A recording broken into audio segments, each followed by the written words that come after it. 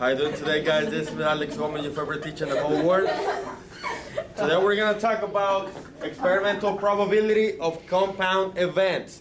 So basically, this is just like when we talk about theoretical probability, but now it's the actual experiment. On the theory, just like in the previous video, is what you do on paper, what you expect to happen.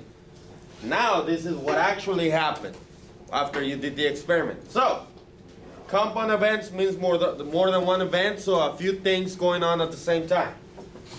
So a compound event includes two or more simple events. Two or more simple events. So over here, the possible outcomes of flipping a coin are heads or tails. That's the total number of possible outcomes. So whenever you have your part over total equation for probability, the total possible outcomes is going to be these two right here, heads and tails. So that will be a 2. Now, when you flip the coin, it will only land on one side, right? So it'll be a 1 on top. So it'll be 1 out of 2.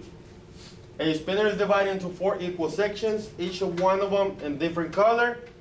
The possible spinning outcomes are red, yellow, blue, and green. So how many total possible outcomes do we have for the spinner?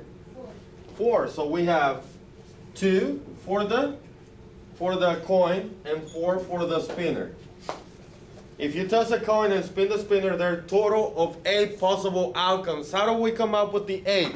If we look back at theoretical probability, all you have to do to get the total possible outcomes is multiply them 2.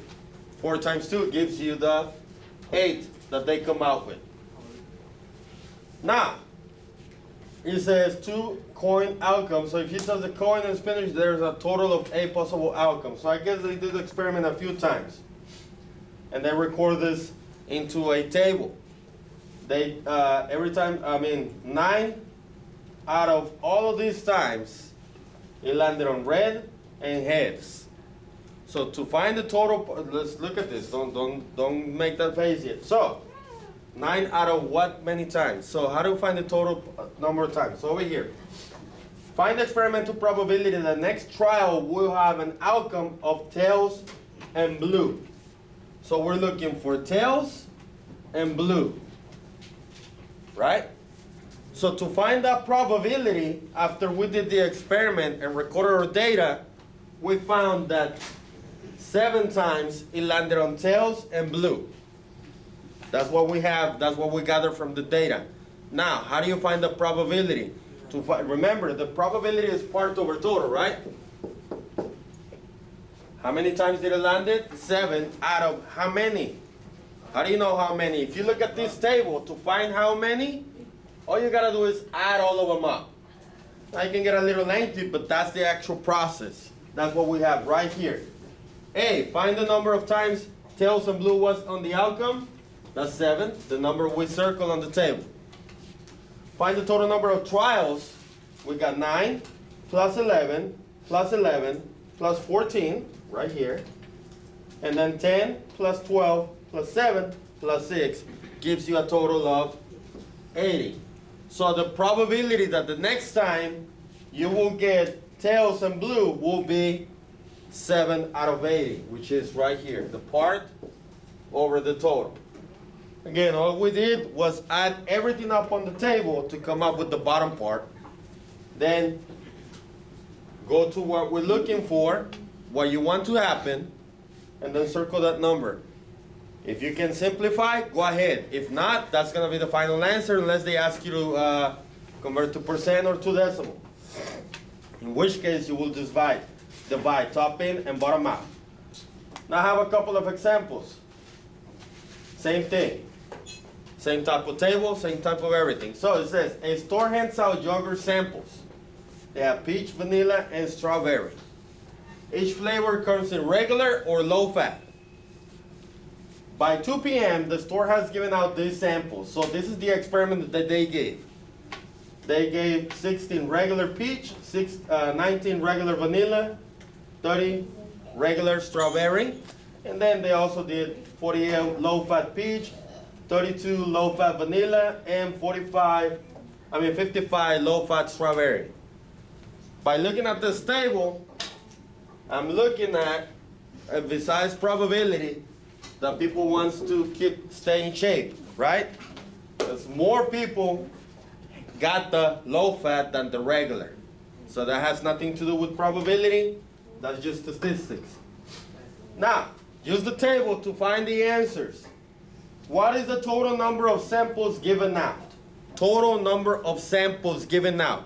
What do you have to do to come up with that number? Add all of them. So you have add all of this up together. And when you do that, what do you get? You get 16 plus 19 plus 30 plus 48 plus 32 plus 55. When you add all of them, you got a total of 200 samples given out. It says, what is the experimental probability that the next sample will be regular, vanilla? So let's look at what we have. We have regular and vanilla. The only one that has that combination is going to be this one right here, which is 19. What is the experimental probability that the next one will be regular vanilla? It'll be 19 out of 200. Can you simplify that fraction? No, that will be the simplest form. Part over total. What you want to happen divided by the total possible outcomes. There's 200 samples, 19 of those are vanilla. What is the experimental probability that the next sample will be strawberry? So now, let me do this on green. Next one will be a strawberry. So what do we have strawberry on? We have strawberry on regular, and we also have strawberry on low fat, right? So it'll be these two together. So it'll be 30 plus 55, which is what?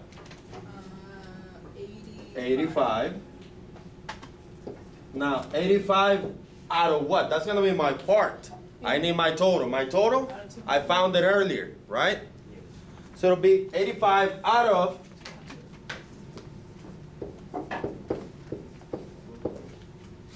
and you can simplify that.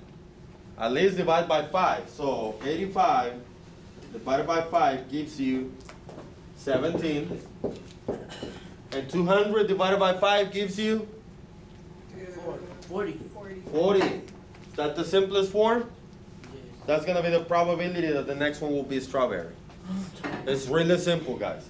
Now, what is the experimental probability that the next one will not be peach? Will not be peach.